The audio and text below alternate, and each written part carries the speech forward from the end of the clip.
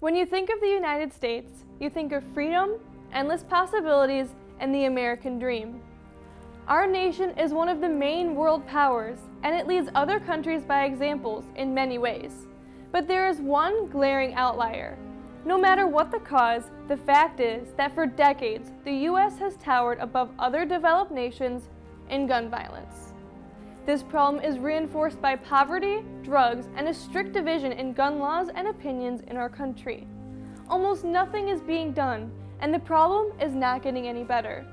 Too many Americans are dying due to gun violence.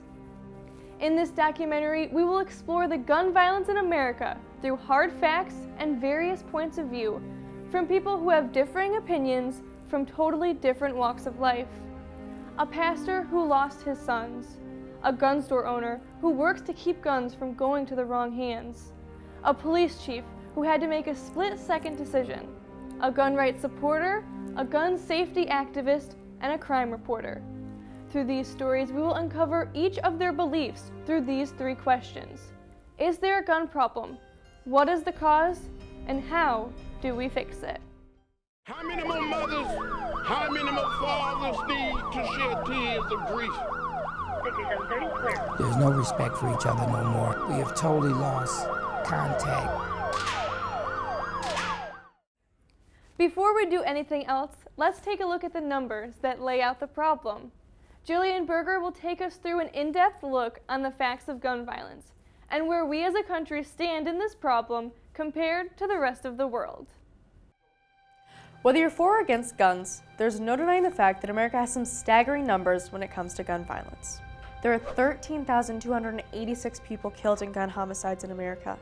Without counting suicides, 26,819 people were injured. Car accident deaths in America was around 35,000 people, while the amount of gun deaths was 33,000. That's a difference of only 2,000 people. My 14-year-old son was walking out of a convenience store just buying some candy and got caught in some crossfire and he got shot once in the chest and died. And sadly, tragedy struck again in 2010. My 26-year-old son was around the corner just talking to a friend at the friend's house. A guy decided to walk down the street and rob them both, shot my son 3 times. He died 8 days later. Father Hawkins had been active against gun violence for years, but after his sons were killed, his activity increased more and more. So did the activity of gun violence. Williams Gun Site in Davison has been in business for 90 years, and with the nationwide gun applications quadrupling since 2008, Williams is booming, selling over 100 guns a week. As Chief Operating Officer, Brian Wright has gotten to know people from all different backgrounds that come into his store. We've had the 80-year-old grandma come in to buy a handgun for personal protection because she might live in an area where she feels a little unsafe compared to where she used to, all the way to somebody that just all they do is target shoot. Williams' biggest concern is safety and doing things legally. That is why buying a gun here is such a process. That process begins with you must be 18 years old or older. Then, after picking out your firearm, they fill out the federal paperwork. It begins with general questions and then goes into deeper questions such as if you have a criminal record. Then, Williams calls the FBI and you will get a proceed and you finish with the sale, a delay of up to 3 business days, or a deny and the sale is finished. Columbine, Sandy Hook, Virginia Tech, Aurora. Before mass shootings were on the rise, these were just places on a map. The definition states a mass killing as a mass attack of 4 or more people during an event with no cooling off period. In the 17 years before Columbine, there were only 27 mass killings in the U.S. In the 17 years after Columbine, there have been over double the numbers. The media is also a huge influence on mass killings. News media and social media explode with headlines within minutes of hearing about a mass shooting. It can help spread awareness, but it can also strike fear.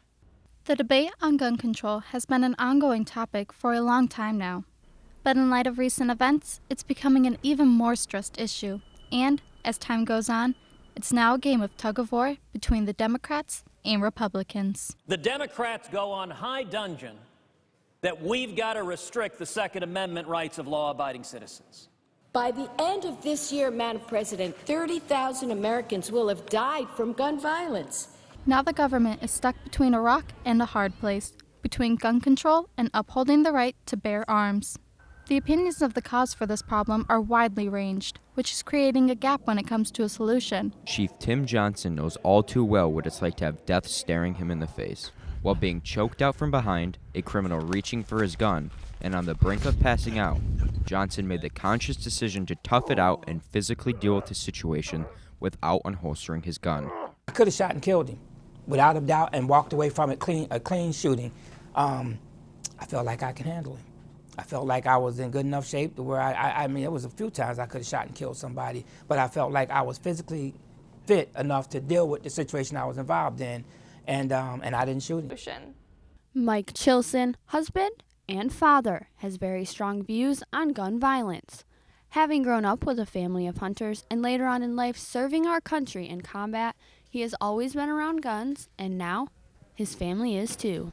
My wife knows how to shoot, my children know how to shoot, they're familiar with guns also, so they're not afraid, they're not curious, they know that they're off limits. While he believes in more lenient gun laws, Chilson's solution comes with some restrictions. He thinks we should arm our population so that the American people are not walking targets for criminals with illegal weapons. You go to Texas, which is a total polar opposite, who has very lenient gun restrictions, and the violent crimes are way down. A lot of the kids we're working with don't think they're going to make it to their 18th birthday. That's not okay. But that's the real reality in these communities. Colleen Daly, the executive director of Illinois' Council Against Handgun Violence, often finds herself working with the children of Chicago, whom are no strangers to gun violence. The sound of a gunshot is unusual to most children in the U.S., but sadly it's commonly heard in the city of Chicago. Just in the year 2016, there were over 4,000 shootings, and almost every weekend, the headlines looked like this.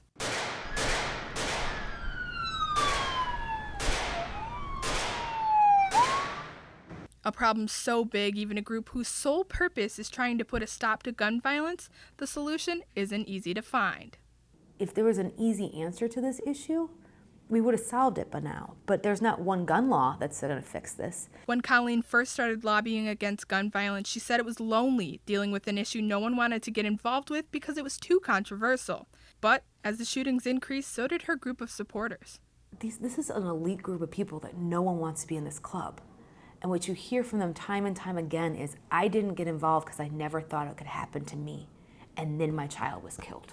Sirens burst into excitement down the packed streets of Chicago multiple times a day. Onlookers look over to see what all the commotion's about, but rarely get the full story. This is everyday Chicago life, but is there more to it than those sirens proclaim? Frank Main, a crime reporter for the Chicago Sun-Times, understands all too well. It is like your hair is always on fire in Chicago. It is, especially in the last year and a half. Crime, murder and shootings have doubled, and so it's impossible to concentrate on every single one of those crimes. Main has been covering crime for almost 20 years in Chicago. He says there's a certain level of violence that can't surely be stopped. There is no doubt that America is deep in a gun violence crisis. By sharing these stories, we hope to have laid out the problems and the debate that surround guns in the U.S. There is a gun violence problem in this country. Americans are in the line of fire. You have heard the feelings of 6 very different people, the government standpoints, and the numbers that could leave you speechless. During this special, we reached out to the NRA, Black Lives Matter Detroit, and were denied access to gun shows. The debate about guns in our country is so strong that it has paralyzed us from making any changes. American people are still being shot in high numbers, and the problem is that the solution to this crisis doesn't seem to be a priority, and the people will continue to die.